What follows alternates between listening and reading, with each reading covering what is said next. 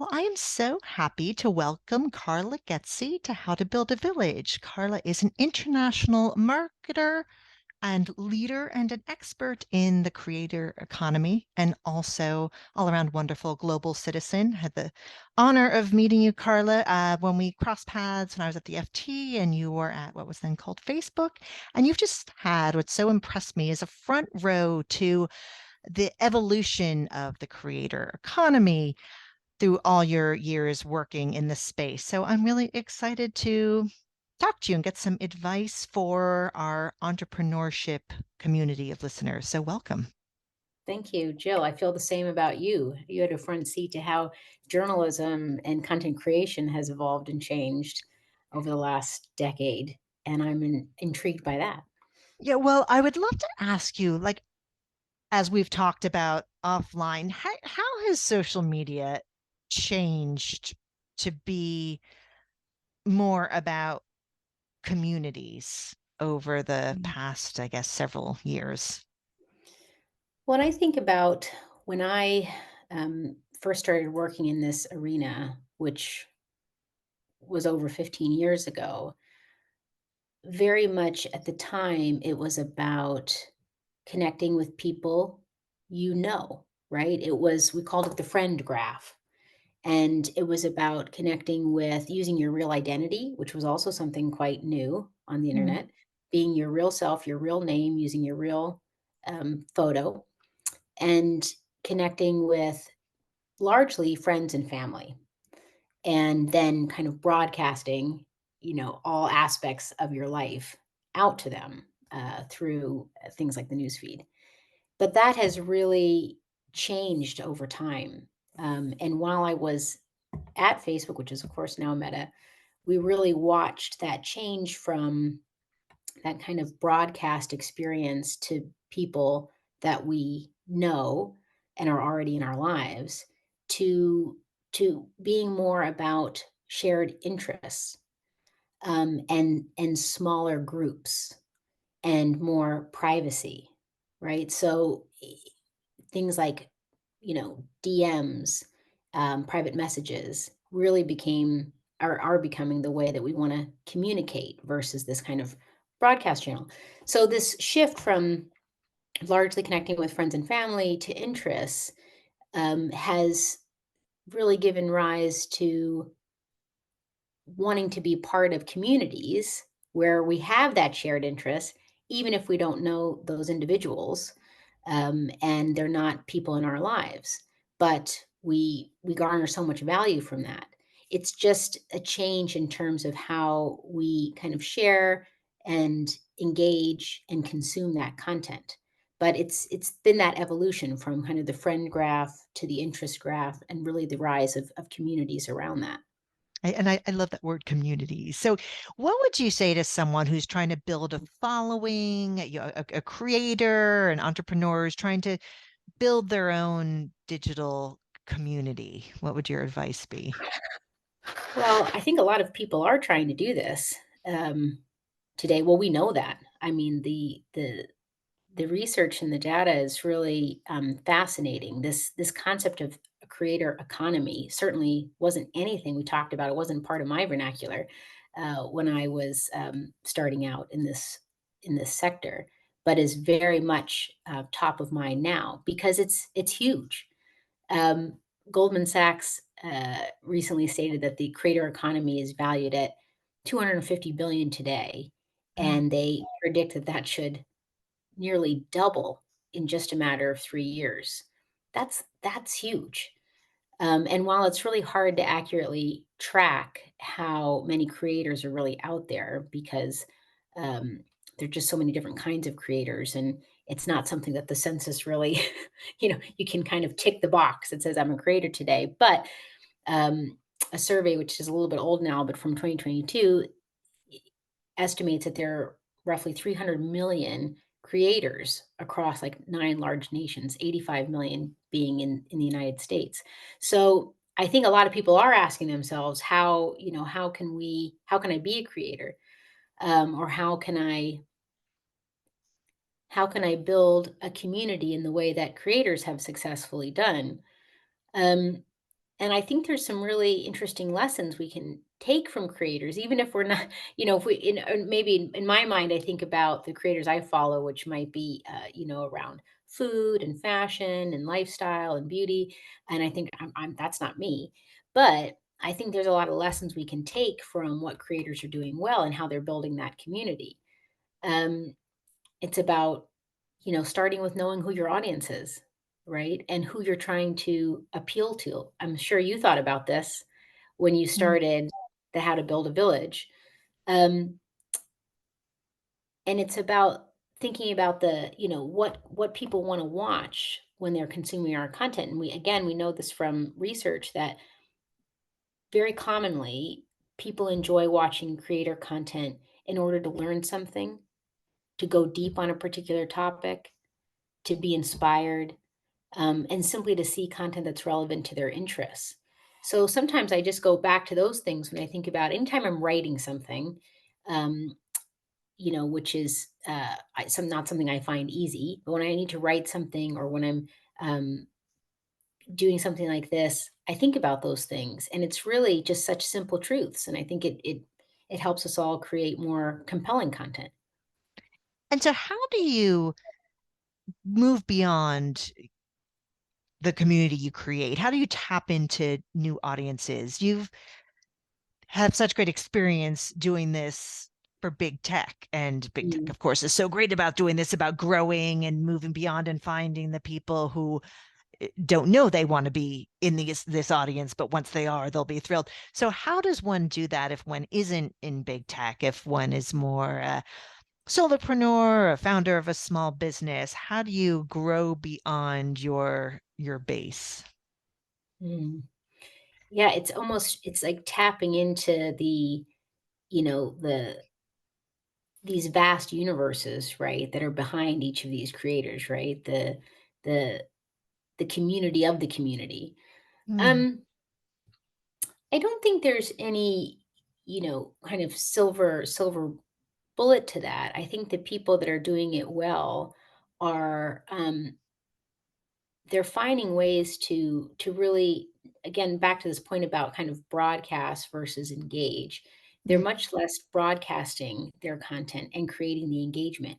And we know that on social networks, when you engage with content, that's a signal to the algorithm to that it's meaningful, that it's quality, that people want to see it. And so the algorithm then ends up pushing it further out. I mean, you probably noticed on LinkedIn, um, how many kind of second and third, um, like levels of contacts are engaging with your content. Well, how does that happen? It's because LinkedIn is seeing that the content is being engaged with, and they're telling the next degree of connections, Carla's commented on something, right? And that's how they're seeing content from someone they're not even associated with, right? But they're associated with me, they're connected with me, and they're seeing that I'm engaging with that content. So that it's predicting that it's going to be engaging, for my connections.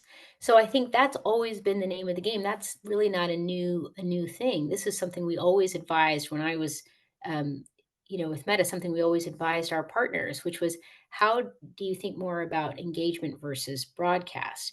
And it's hard because if you come from a premium content or a high production value studio content background, the focus is so much about broadcast, right? And that people have opted in for a longer form, a longer and, experience, right?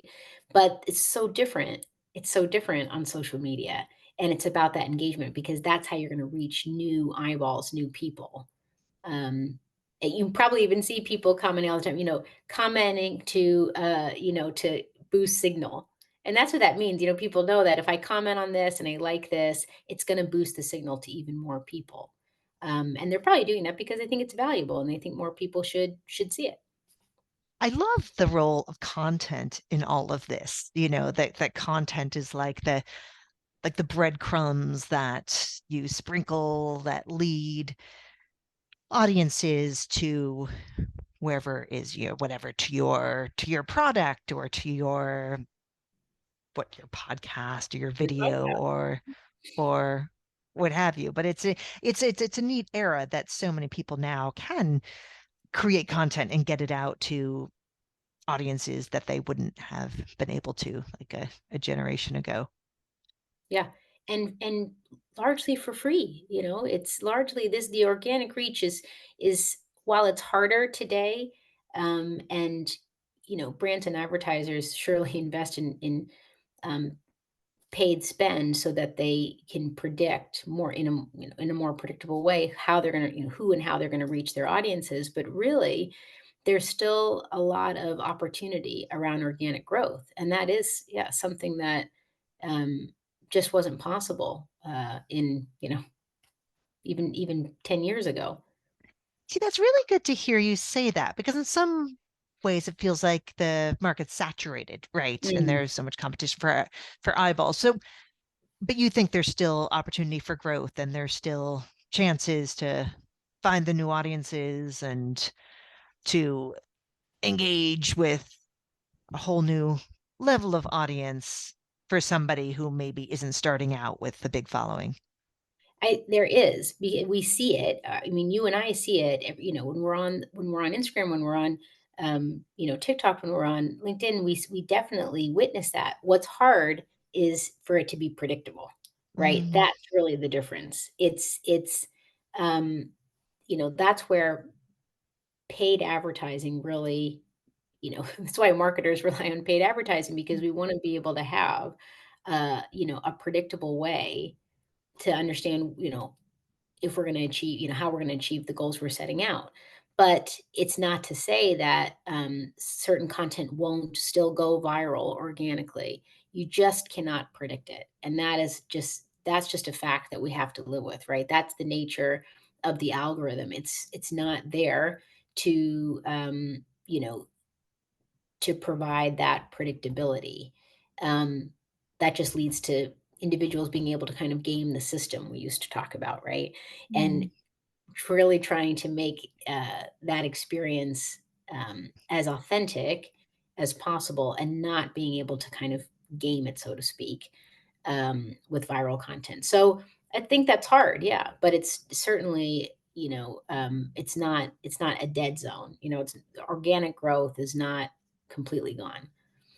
And so this idea of knowing your audience that you talked about, really understanding your audience, what are some ways of getting your head around who your audience is? Like what are ways that small businesses or the solopreneurs can really get to know their audiences and know what they're going to want to engage with?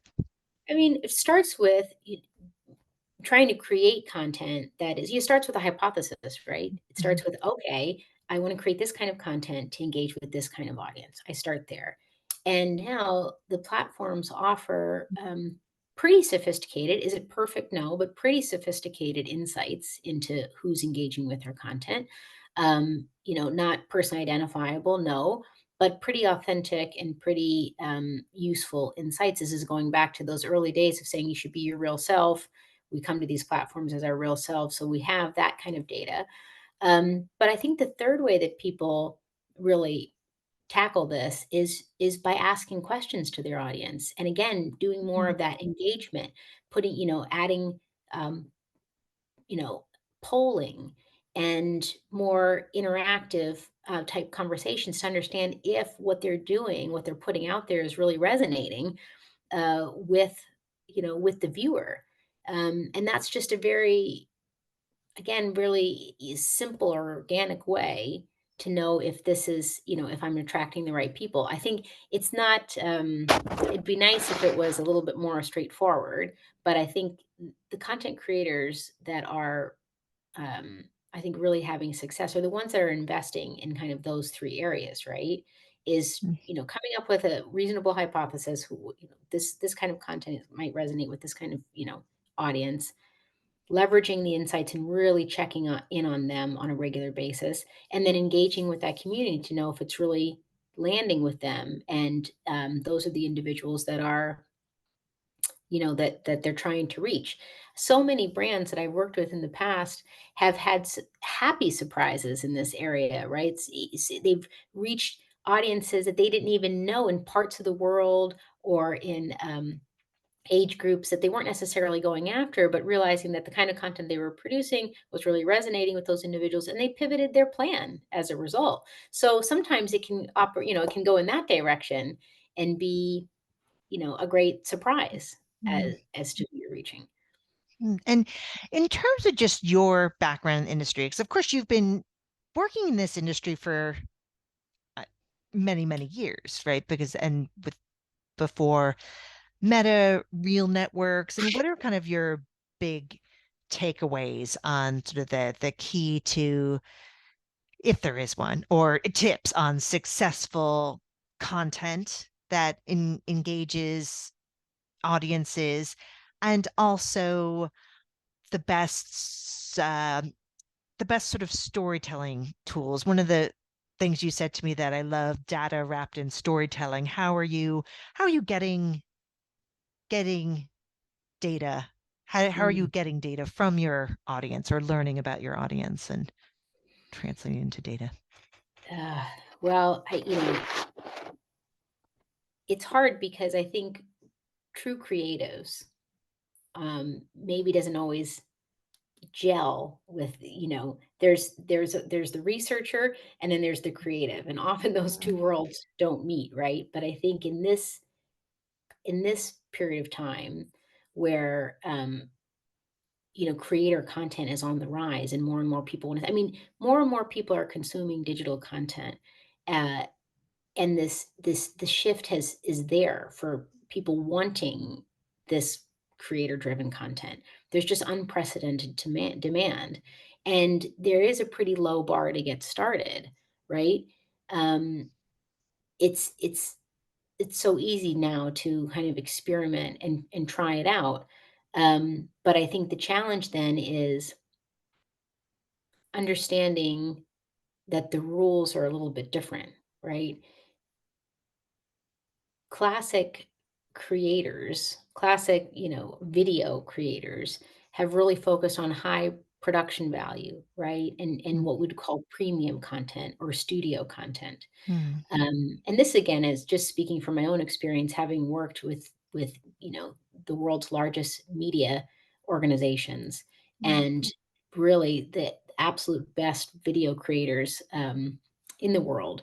But the hard thing was the mental shift to, you know not not focusing just on that premium, that high production value, but more focusing on how to really, again, engage. That's the name of the game. That's the word of our chat today. How to really engage with the audience in a really short space of time. We used to talk about the 3-second interview that you have when you're scrolling through newsfeed. You really only have Mm-hmm. seconds to really stop the thumb scroll, right?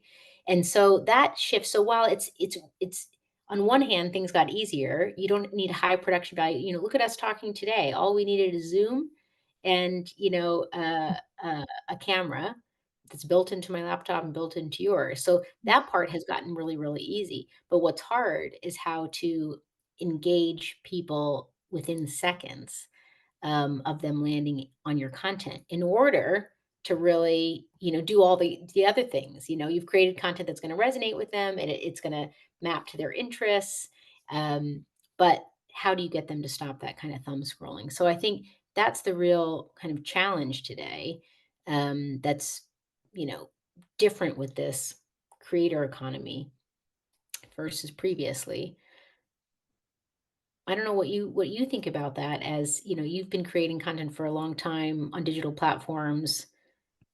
Is that I mean, what I love about the current era is that one is not beholden to big media companies, that you don't need to work for, you name, like a CNN, a BBC, any of the places I've worked to be able to broadcast content or to be able to go live. And yeah, I'm a big evangelist in people using these tools to market their businesses or promote their books or all these things that used to be guarded by big gatekeepers. So I think it's fabulous, but of course the flip side is now there's so much out there. How do you get to get to your audience, and then how do you move beyond your family and friends? And it's been so interesting over the years that you've been at Meta, that we've just all been watching this space, and it's changed so much. And the algorithm, as you say, the algorithms change, and no one really can predict that. And I mean, I work with a lot of entrepreneurs who are like, like all of my business was on name the platform. Then Mhm. suddenly the algorithm changed. And now that, and then you have to, I mean, so it's interesting what comes along from being sort of captain of your own ship, that you're, but although, I mean, even the big companies are caught out by algorithm shifts and things. So I do think it's great how easy it is now to create content. And suddenly everyone has to wear all these hats. You're creating the content, but also doing the market research, and then also becoming your own tech support. It's all those things. And it can be overwhelming if someone's like, but I just wanted to promote my book. And now suddenly I'm like troubleshooting these lives, and then like figuring out why it's not having the same impact it had last week, simply because the algorithm changed and we couldn't predict that. So it is so much to keep track of.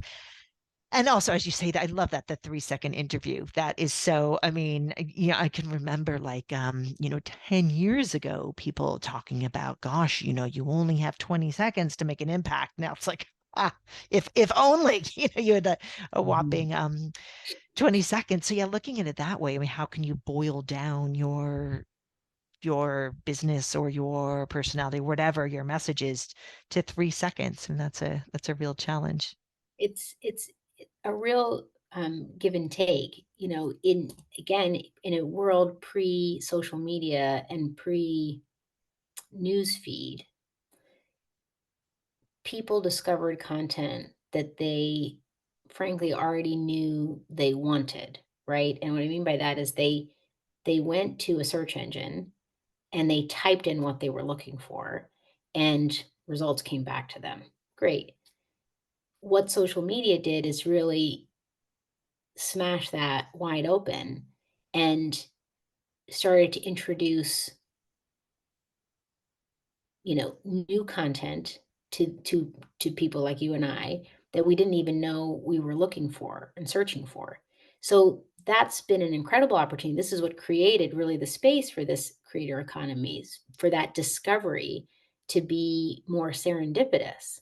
But like you said, with that comes this challenge of, okay, now we're at a very mature part of that evolution where we are almost overwhelmed by choice, and by content. So it's give and take, because if we go back to that, to that pre social, media time, unless you knew what you were searching for, that was kind of it. And this is really what the platforms have built their business off the back of, which is they're creating new demand Mm. for things we didn't even know we wanted. But now, as on the creator side, it's about how to hook you. That's the new thing, is how to hook the individual. So that's really the challenge.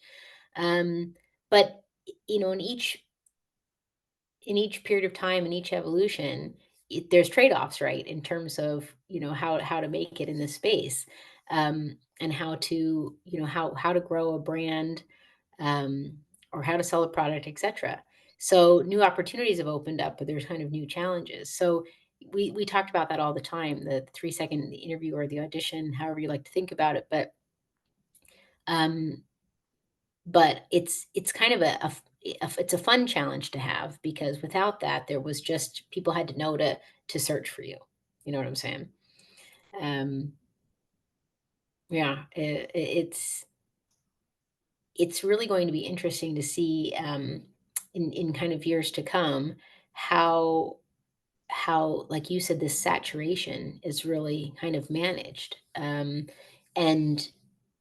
as we started this conversation talking about this shift from the friend graph to the interest graph, and what's kind of coming even further, in that space, or how are we going to manage these communities, um, now we have, communities where we're still connected with our friends and family. We have communities where we're connected around common interests. We have this plethora of new choice that we're kind of hit with every single day that we scroll through reels or scroll through the news feed. So it's never a dull space. That's probably why I'm still here. And as you've navigated your way through your career, through all these iterations of sort of the digital social media space, what books have you found helpful and interesting to sort of guide your path? Well, I mean, not anything specifically related to kind of social media. I mean, personally, I love nonfiction. I love autobiographies and memoirs. But at the same time, and maybe that's because when I'm reading something, I love that I'm also learning something. But it has to be fun. It has to be interesting. Um, I I have started, and I have a bookshelf full of, hardcore business books that I just couldn't get past the first chapter.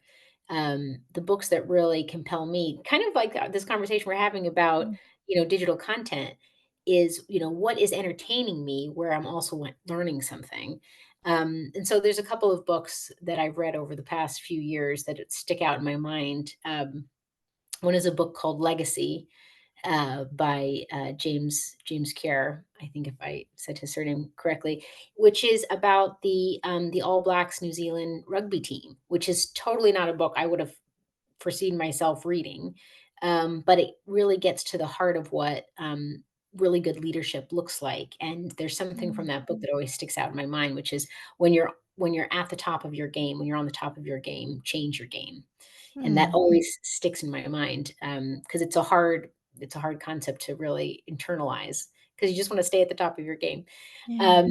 And then another book, that I love, which is almost like a sneaky business book. I don't think she wrote it to be a business book, but it's called My What If Year, Mhm. by a friend of mine, Alicia Fernandez Miranda, and about a person. It's a memoir. It's about a person at the top of her game.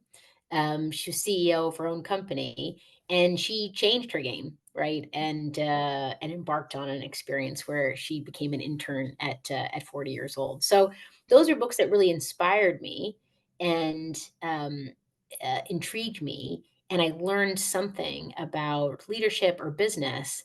But I think they're far from the classic kind of business book, even though I'm I still trying to get through my first 90 days because everybody talks about that book, and, um, I'll try to do that.